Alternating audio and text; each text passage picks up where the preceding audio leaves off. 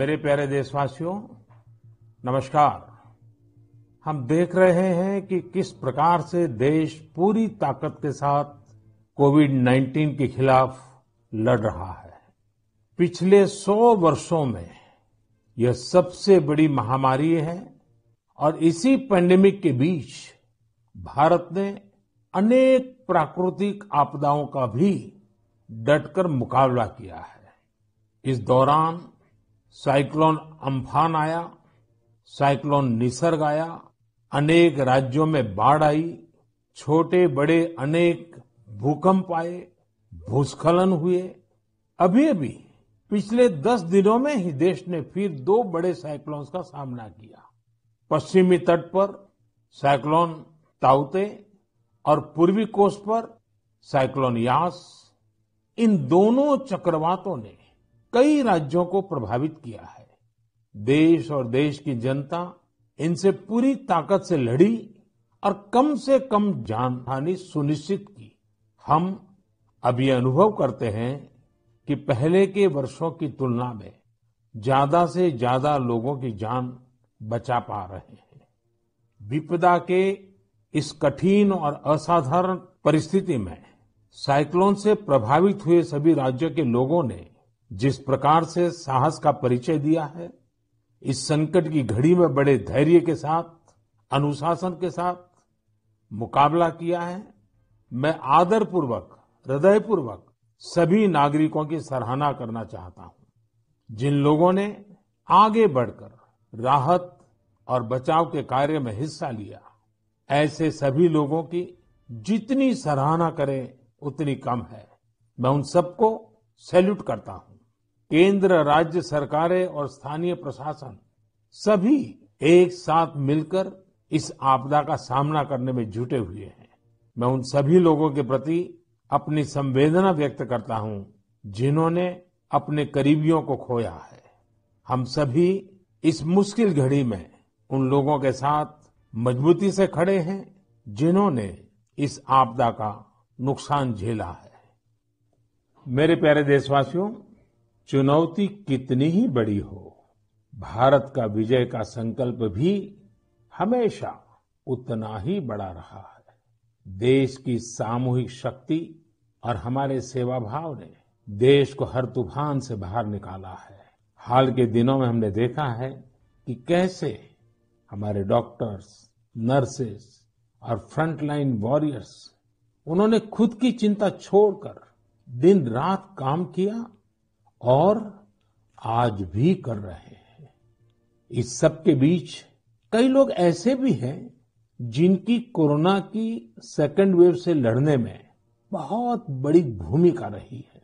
मुझसे मन की बात के कई श्रोताओं ने नमो ऐप पर और पत्र के द्वारा इन वॉरियर्स के बारे में चर्चा करने का आग्रह किया है। साथियों, जब सेकंड वेव आई, अचानक से ऑक्सीजन की मांग कई गुना बढ़ गई, तो बहुत बड़ा चैलेंज था। मेडिकल ऑक्सीजन का देश के दूर सुदूर हिस्सों तक पहुंचाना अपने आप में बड़ी चुनौती थी। ऑक्सीजन टैंकर ज्यादा तेज चले, छोटी सी भी भूल हो तो उसमें बहुत बड़े विस्फोट का खतरा होता है। इंडस्ट्रियल ऑक्सीजन का उत्पादन करने वाले काफी प्लांट देश के पूर्वी हिस्सों में हैं। वहां से दूसरे राज्यों में ऑक्सीजन पहुंचाने के लिए भी कई दिन का समय लगता है।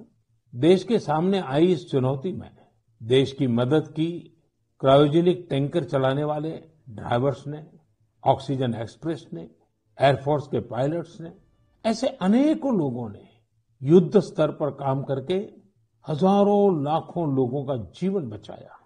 आज मन की बात में हमारे साथ ऐसे ही एक साथी जुड़ रहे हैं, यूपी के जौनपुर के रहने वाले श्रीमान दिनेश उपाध्याय जी। दिनेश जी, नमस्कार। सर जी प्रणाम। सबसे पहले तो मैं चाहूंगा कि आप जरा अपने बारे में हमें जरूर बताइए। सर, हमारा नाम दिनेश बाबुलनाथ उपाध्याय है। मैं गांव हसनपुर, पोस्ट जमुआ, जिला जौनपुर का निवासी हूं सर। उत्तर प्रदेश से हैं? हाँ सर जी। और सर, हमारा एक लड़का है, 2 लड़की और औरत और माँ बाप। और आप क्या करते हैं? सर, मैं ऑक्सीजन का टैंकर चलाता हूं सर, लिक्विड ऑक्सीजन का। बच्चों की पढ़ाई ठीक से हो रही है? हाँ सर, बच्चों की पढ़ाई हो रही है, लड़कियां भी पढ़ रही हैं दोनों, और मेरा लड़का भी पढ़ रहा है ये सर। ऑनलाइन पढ़ाई भी ठीक से चलती है उनकी? हाँ सर, अच्छे ढंग से कर रहे हैं। अभी बच्चियां हमारी पढ़ रही हैं, ऑनलाइन में ही पढ़ रही हैं सर। सर 15 से 17 साल हो गया सर, मैं ऑक्सीजन का टैंकर चलाता हूँ सर। अच्छा, आप ये 15-17 साल से सिर्फ ऑक्सीजन लेके जाते हैं, तो सिर्फ ट्रक ड्राइवर नहीं है आप, एक प्रकार से लाखों का जीवन बचाने में लगे हैं। सर हमारा काम ही ऐसा है सर, ऑक्सीजन टैंकर का, कि हमारी जो कंपनी है आइनॉक्स कंपनी, वो भी हमारा लोग का बहुत ख्याल करती है। और हम लोग कहीं भी जाके ऑक्सीजन खाली करते हैं तो हमें बहुत खुशी मिलती है सर। लेकिन अभी कोरोना के समय में आपकी जिम्मेदारी बहुत बढ़ गई है। हाँ सर, बहुत बढ़ गई है। जब आप अपने ट्रक की ड्राइविंग सीट पर होते हैं तो आपके मन में क्या भाव होता है? पहले की तुलना में क्या अलग अनुभव? काफी दबाव भी रहता होगा, मानसिक तनाव रहता होगा, परिवार की चिंता, कोरोना का माहौल, लोगों की तरफ से दबाव, मांगे, क्या कुछ होता होगा? सर हमें कोई चिंता नहीं होता, हमें खाली यही होता है कि मैं अपना जो कर्तव्य कर रहा हूँ सर जी, वो हम टाइम पे लेके, अगर हमारे ऑक्सीजन से किसी को अगर जीवन मिलता है तो ये हमारे लिए बहुत गौरव की बात है। बहुत उत्तम तरीके से आप अपनी भावना व्यक्त कर रहे हो। अच्छा, ये बताइए, आज जब इस महामारी के समय लोग आपके काम के महत्व को देख रहे हैं, जो शायद पहले इतना नहीं समझा होगा, अब समझ रहे हैं, तो क्या आपके और आपके काम के प्रति उनके नजरिए में परिवर्तन आया है? हाँ सर जी, अभी पहले हम ऑक्सीजन के ड्राइवर कहीं भी जाम में इधर उधर फंसे रहते थे, लेकिन आज के डेट में प्रशासन ने भी हमारा लोग का बहुत हेल्प किया। और जहाँ भी हम जाते हैं, हम भी, हमारे अंदर से एक जिज्ञासा आती है, हम कितने जल्दी पहुँच के लोगों की जान बचाएं सर। चाहे खाना मिले चाहे न मिले, कुछ भी दिक्कत हो, लेकिन हम हॉस्पिटल पहुँचते हैं जब टैंकर लेके, और देखते हैं कि हॉस्पिटल वाले हम लोग को वी का इशारा करते हैं, उनके फैमिली लोग जिसके घर वाले एडमिट होते हैं। अच्छा, विक्ट्री का भी बताते हैं? हाँ सर, वी बताते हैं, कोई अंगूठा दिखाता है। हमको बहुत तसल्ली आती है हमारे जीवन में कि हमने कोई अच्छा काम जरूर किया है, जो मुझे ऐसा सेवा करने का अवसर मिला है सर। सारी थकान उतर जाती होगी। हाँ सर, हाँ सर। तो घर आकर के बच्चों से बातें बताते हो आप सब? नहीं सर, बच्चे तो हमारे गांव में रहते हैं, हम तो यहाँ आइनॉक्स एयर प्रोडक्ट में मैं ड्राइवरी करता हूँ। 8-9 महीने के बाद तब घर जाता हूँ। तो कभी फोन पे बच्चों से बात करते होंगे तो? हाँ सर, बराबर होता है। तो उनके मन में रहता होगा, पिताजी जरा संभालिए ऐसे समय। सर जी, वो लोग बोलते हैं पापा काम करो लेकिन अपने सेफ्टी से करो, और हम लोग सर सेफ्टी से काम करते हैं। हमारा मानगांव प्लांट भी है और आइनॉक्स बहुत हमारा लोग का हेल्प करता है। चलिए दिनेश जी, मुझे बहुत अच्छा लगा आपकी बातें सुन करके, और देश को भी लगेगा कि इस कोरोना की लड़ाई में कैसे कैसे किस प्रकार से लोग काम कर रहे हैं। आप 9-9 महीने तक अपने बच्चों को नहीं मिल रहे हैं, परिवार को नहीं मिल रहे हैं, सिर्फ लोगों की जान बच जाए। जब ये देश सुनेगा ना, देश को गर्व होगा कि लड़ाई हम जीतेंगे, क्योंकि दिनेश उपाध्याय जैसे लाखों लाखों ऐसे लोग हैं जो जी जान से जुटे हुए हैं। सर जी, हम लोग कोरोना को किसी न किसी दिन जरूर हराएंगे सर जी। चलिए दिनेश जी, आपकी ये भावना, यही तो देश की ताकत है। बहुत बहुत धन्यवाद दिनेश जी, और आपके बच्चों को मेरे आशीर्वाद कहिएगा। ठीक है, प्रणाम। धन्यवाद। प्रणाम। धन्यवाद। साथियों, जैसा कि दिनेश जी बता रहे थे, वाकई जब एक टैंकर ड्राइवर ऑक्सीजन लेकर अस्पताल पहुंचते हैं तो ईश्वर के भेजे गए दूत ही लगते हैं। हम समझ सकते हैं कि ये काम कितनी जिम्मेदारी का होता है और इसमें कितना मानसिक दबाव भी होता है। साथियों, चुनौती के इसी समय में ऑक्सीजन के ट्रांसपोर्टेशन को आसान करने के लिए भारतीय रेल भी आगे आई है। ऑक्सीजन एक्सप्रेस, ऑक्सीजन रेल ने सड़क पर चलने वाले ऑक्सीजन टैंकर से कहीं ज्यादा तेजी से, कहीं ज्यादा मात्रा में ऑक्सीजन देश के कोने कोने में पहुंचाई। माताओं बहनों को ये सुनकर गर्व होगा कि एक ऑक्सीजन एक्सप्रेस तो पूरी तरह महिलाएं ही चला रही है। देश की हर नारी को इस बात का गर्व होगा। इतना ही नहीं, हर हिंदुस्तानी को गर्व होगा। मैंने ऑक्सीजन एक्सप्रेस की एक लोको पायलट शिरीषा गजनी जी को मन की बात में आमंत्रित किया है। शिरीषा जी, नमस्ते। नमस्ते सर। कैसे है सर? मैं बहुत ठीक हूँ शिरिषा जी। मैंने सुना है कि आप तो रेलवे पायलट के रूप में काम कर रही है और मुझे बताया गया कि आपकी पूरी महिलाओं की टोली ये ऑक्सीजन एक्सप्रेस को चला रही है। शिरिषा जी, आप बहुत ही शानदार काम कर रही हैं। कोरोना काल में आपकी तरह अनेक महिलाओं ने आगे आकर कोरोना से लड़ने में देश को ताकत दी है। आप भी नारी शक्ति का एक बहुत बड़ा उदाहरण है। लेकिन देश जानना चाहेगा, मैं जानना चाहता हूँ कि आपको ये मोटिवेशन कहाँ से मिलता है? सर, मुझको मोटिवेशन मेरा फादर मदर भी है सर। मेरा फादर गवर्नमेंट एम्प्लॉय है sir. Actually I am having 2 elder sisters. We are 3 members, ladies only. But my father giving very encourage to work. My first sister doing government job in bank work, and I am settled in railway. My parents only encouraging me. अच्छा शिरिषा जी, आपने सामान्य दिनों में भी railway को अपनी सेवाएं दी है, ट्रेन को स्वाभाविक चला है, लेकिन जब ये एक तरफ ऑक्सीजन की इतनी मांग और जब आप ऑक्सीजन को लेके जा रही है तो थोड़ा जिम्मेदारी भरा काम होगा, थोड़ी और जिम्मेवारी होगी। सामान्य गुड्स को ले जाना अलग बात है, ऑक्सीजन तो बहुत ही डेलिकेट भी होती है चीजें। तो क्या अनुभव आता था? मैं हैप्पीली फील किया ये काम करने के लिए। ऑक्सीजन स्पेशल देने के टाइम में सभी देखिए सेफ्टी का wise, formation wise any leakage है। नेक्स्ट, इंडियन रेलवे भी सपोर्टिव है सर। ये ऑक्सीजन चलाने के लिए मुझको ग्रीन पाथ दिया, ये गाड़ी चलाने के लिए 125 किलोमीटर 1.5 hour में रीच हो गया। इतना रेलवे भी रेस्पॉन्सिबिलिटी ले लिया, मैं भी रेस्पॉन्सिबिलिटी है सर। वाह, चलिए शिरिषा जी, मैं आपको बहुत बधाई देता हूं और आपके पिताजी माताजी को विशेष रूप से प्रणाम करता हूं, जिन्होंने तीनों बेटियों को इतनी प्रेरणा दी और उनको इतना आगे बढ़ाया और इस प्रकार का हौसला दिया है।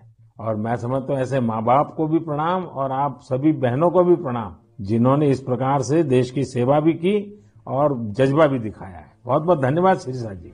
धन्यवाद सर, थैंक यू सर। आपका ब्लेसिंग चाहिए सर। बस परमात्मा का आशीर्वाद आप पर बना रहे, आपके माता पिता का आशीर्वाद बना रहे।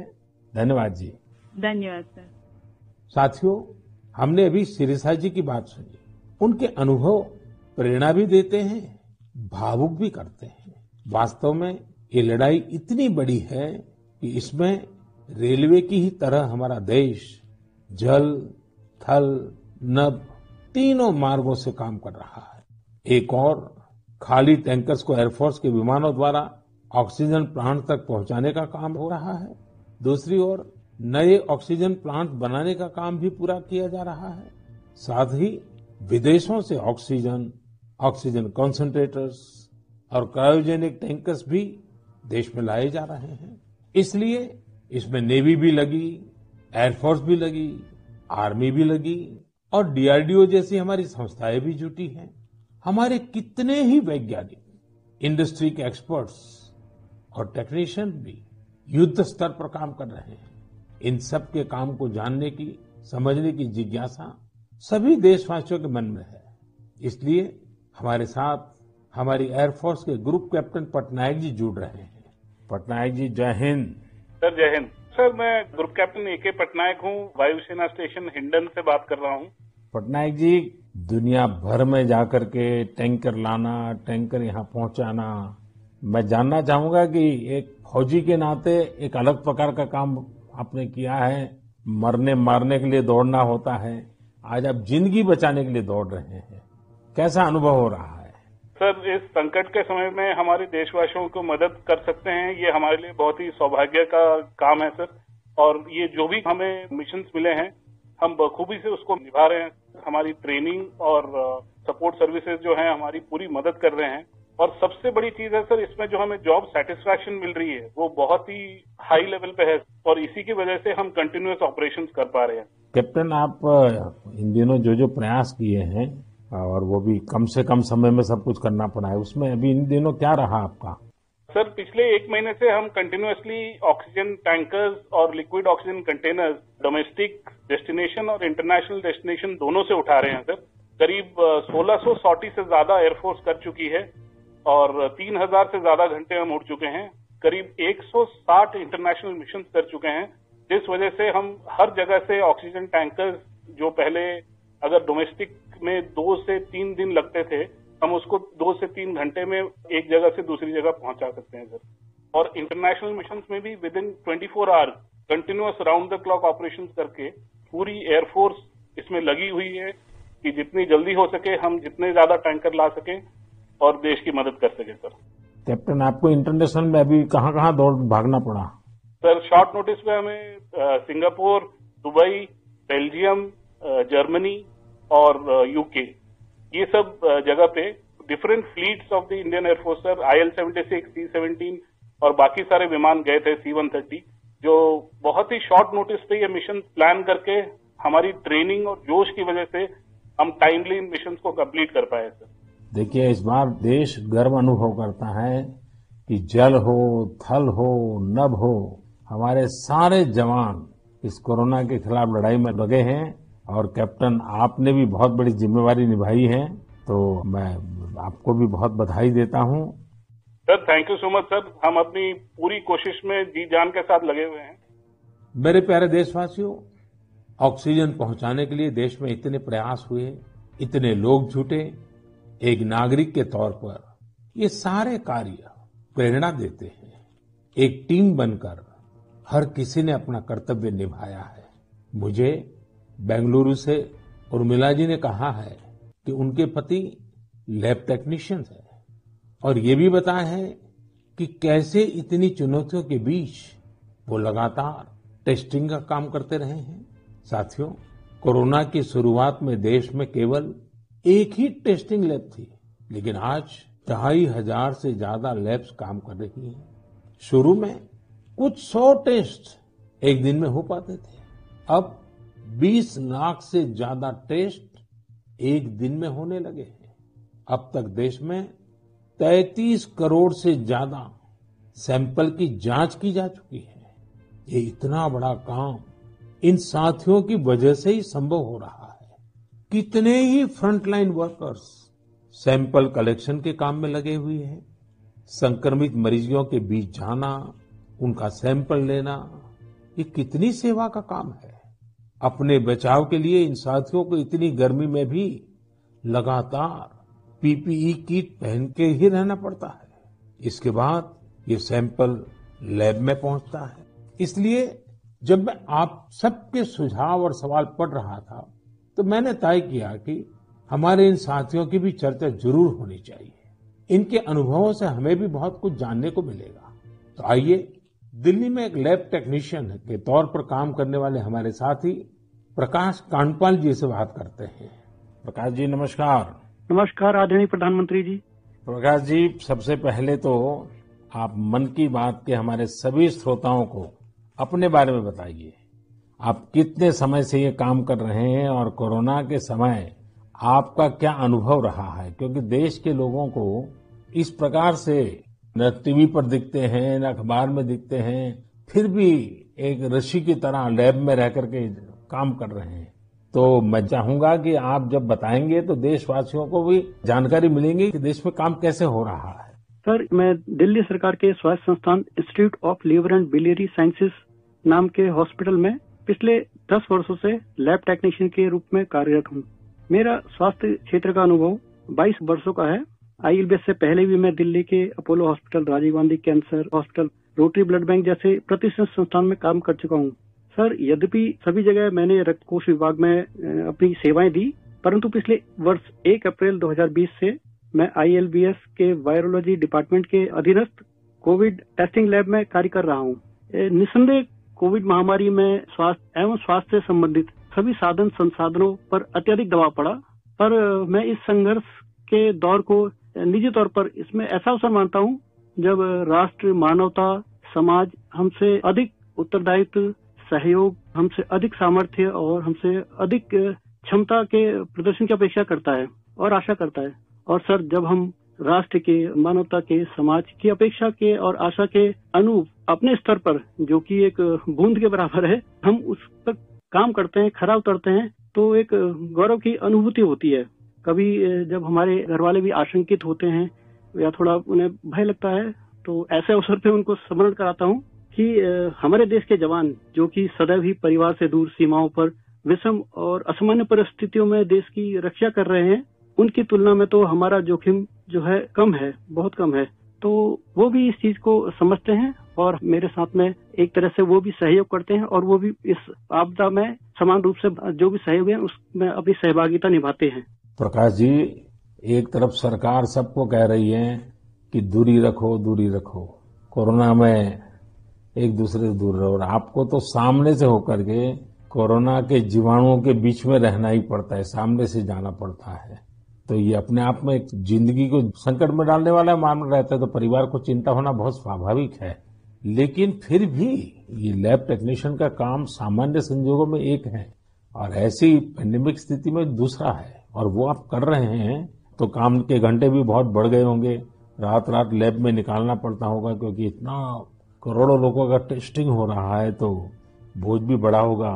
लेकिन अपनी सुरक्षा के लिए भी तो सावधानी रखते हैं कि नहीं रखते हैं? बिल्कुल रखते हैं सर। हमारे ILBS की जो लैब है वो WHO से मान्यता प्राप्त है, तो जो सारे प्रोटोकॉल हैं वो इंटरनेशनल स्टैंडर्ड के हैं। हम त्रिस्तरीय जो हमारी पोशाक है उसमें हम जाते हैं लैब में और उसी में हम काम करते हैं, और उसका पूरा डिस्कार्डिंग का, लेबलिंग का और उनको टेस्टिंग का एक पूरा प्रोटोकॉल है, तो उस प्रोटोकॉल के तहत काम करते हैं। तो सर ये भी ईश्वर की कृपा है कि मेरा परिवार और मेरे जानने वाले अधिकतर जो अभी तक इस संक्रमण से बचे हुए हैं। तो एक चीज है कि अगर आप सावधानी रखते हैं और संयम बरतते हैं तो आप थोड़ा बहुत इससे बचे रह सकते हैं। प्रकाश जी, आप जैसे हजारों लोग पिछले 1 साल से लैब में बैठे हैं और इतनी जहमत कर रहे हैं, इतने लोगों को बचाने का काम कर रहे हैं, जो देश आज जान रहा है। लेकिन प्रकाश जी, मैं आपके माध्यम से आपकी बिरादरी के सभी साथियों को हृदयपूर्वक धन्यवाद करता हूं, देशवासियों की तरफ से धन्यवाद करता हूं, और आप स्वस्थ रहिए, आपका परिवार स्वस्थ रहे, मेरी बहुत शुभकामनाएं हैं। धन्यवाद प्रधानमंत्री जी, मैं आपका बहुत बहुत आभारी हूं कि आपने मुझे अवसर प्रदान किया। धन्यवाद भाई। साथियों, आज हमारे देश के किसान कई क्षेत्रों में नई व्यवस्थाओं का लाभ उठाकर कमाल कर रहे हैं। जैसे कि अगरतला के किसानों को ही लीजिए, ये किसान बहुत अच्छे कटहल की पैदावार करते हैं। इनकी मांग देश विदेश में हो सकती है, इसलिए इस बार अगरतला के किसानों के कटहल रेल के जरिए गुवाहाटी तक लाए गए। गुवाहाटी से अब ये कटहल लंदन भेजे जा रहे हैं। ऐसे ही आपने बिहार की शाही लीची का नाम भी सुना होगा। 2018 में सरकार ने शाही लीची को GI टैग भी दिया था, ताकि इसकी पहचान मजबूत हो और किसानों को ज्यादा फायदा हो। इस बार बिहार की ये शाही लीची भी हवाई मार्ग से लंदन भेजी गई है। पूरब से पश्चिम, उत्तर से दक्षिण, हमारा देश ऐसे ही अनूठे स्वाद और उत्पादों से भरा पड़ा है। दक्षिण भारत में विजयनगरम के आम के बारे में आपने जरूर सुना होगा। अब भला ये आम कौन नहीं खाना चाहेगा। इसलिए अब किसान रेल सैकड़ों टन विजयनगरम आम दिल्ली पहुंचा रही है। दिल्ली और उत्तर भारत के लोगों को विजयनगरम आम खाने को मिलेगा और विजयनगरम के किसानों को अच्छी कमाई होगी। किसान रेल अब तक करीब करीब 2 लाख टन उपज का परिवहन कर चुकी है। अब किसान बहुत कम कीमत पर फल, सब्जियां, अनाज देश के दूसरे सुदूर हिस्सों में भेज पा रहा है। साथियों, मुझे कितने ही देशवासियों के संदेश, उनके पत्र देश के कोने कोने से मिलते हैं। कितने ही लोग देश को धन्यवाद देते हैं कि 70 साल बाद उनके गांव में पहली बार बिजली पहुंची है। उनके बेटे बेटियां उजाले में, पंखे में बैठ करके पढ़ रहे हैं। कितने ही लोग कहते हैं कि हमारा भी गांव अब पक्की सड़क से शहर से जुड़ गया है। मुझे याद है, एक आदिवासी इलाके से कुछ साथियों ने मुझे संदेश भेजा था कि सड़क बनने के बाद पहली बार उन्हें ऐसा लगा कि वो भी बाकी दुनिया से जुड़ गए। अभी कुछ दिन पहले ही मुझे गांव से एक परिवार ने जल जीवन मिशन के तहत घर में लगे पानी के नल की एक फोटो भेजी। उन्होंने इस फोटो का कैप्शन लिखा था, मेरे गांव की जीवन धारा। ऐसे कितने ही परिवार हैं। आजादी के बाद 7 दशकों में हमारे देश के केवल 3.5 करोड़ ग्रामीण घरों में ही पानी के कनेक्शन थे, लेकिन पिछले 21 महीनों में ही 4.5 करोड़ घरों को साफ पानी के कनेक्शन दिए गए हैं। इनमें से 15 महीने तो कोरोना काल के ही थे। इसी तरह का एक नया विश्वास देश में आयुष्मान योजना से भी आया है। जब कोई गरीब मुफ्त इलाज से स्वस्थ होकर घर आता है तो उसे लगता है कि उसे नया जीवन मिला है। उसे भरोसा होता है कि देश उसके साथ है। ऐसे कितने ही परिवारों का आशीर्वचन, करोड़ों माताओं का आशीर्वाद लेकर हमारा देश मजबूती के साथ विकास की ओर अग्रसर है। साथियों, इन 7 सालों में भारत ने डिजिटल लेन देन में दुनिया को नई दिशा दिखाने का काम किया है। आज किसी भी जगह जितनी आसानी से आप चुटकियों में डिजिटल पेमेंट कर देते हैं, वो कोरोना के समय में भी बहुत उपयोगी साबित हो रहा है। साथियों, क्या आपने सोचा है ये सब काम जो दशकों में भी नहीं हो सके, इन 7 सालों में कैसे हुए? ये सब इसलिए संभव हुआ क्योंकि इन 7 सालों में हमने सरकार और जनता से ज्यादा एक देश के रूप में काम किया, एक टीम के रूप में काम किया, टीम इंडिया के रूप में काम किया। हर नागरिक ने देश को आगे बढ़ाने में एकाध कदम आगे बढ़ाने का प्रयास किया है। हाँ, जहां सफलताएं होती हैं, वहां परीक्षाएं भी होती हैं। इन 7 सालों में हमने साथ मिलकर ही कई कठिन परीक्षाएं भी दी है और हर बार हम सभी मजबूत होकर निकले हैं। कोरोना महामारी के रूप में इतनी बड़ी परीक्षा तो लगातार चल रही है। ये तो एक ऐसा संकट है जिसने पूरी दुनिया को परेशान किया है। कितने ही लोगों ने अपनों को खोया है। बड़े बड़े देश भी इसकी तबाही से बच नहीं सके हैं। इस वैश्विक महामारी के बीच भारत सेवा और सहयोग के संकल्प के साथ आगे बढ़ रहा है। हमने पहली वेव में भी पूरे हौसले के साथ लड़ाई लड़ी थी। इस बार भी वायरस के खिलाफ चल रही लड़ाई में भारत विजयी होगा। 2 गज की दूरी, मास्क से जुड़े नियम हो या फिर वैक्सीन, हमें ढिलाई नहीं करनी है। यही हमारी जीत का रास्ता है। अगली बार जब हम मन की बात में मिलेंगे तो देशवासियों के कई और प्रेरणादायक उदाहरणों पर बात करेंगे और नए विषयों पर चर्चा करेंगे। आप अपने सुझाव मुझे ऐसे ही भेजते रहिए। आप सभी स्वस्थ रहिए, देश को इसी तरह आगे बढ़ाते रहिए।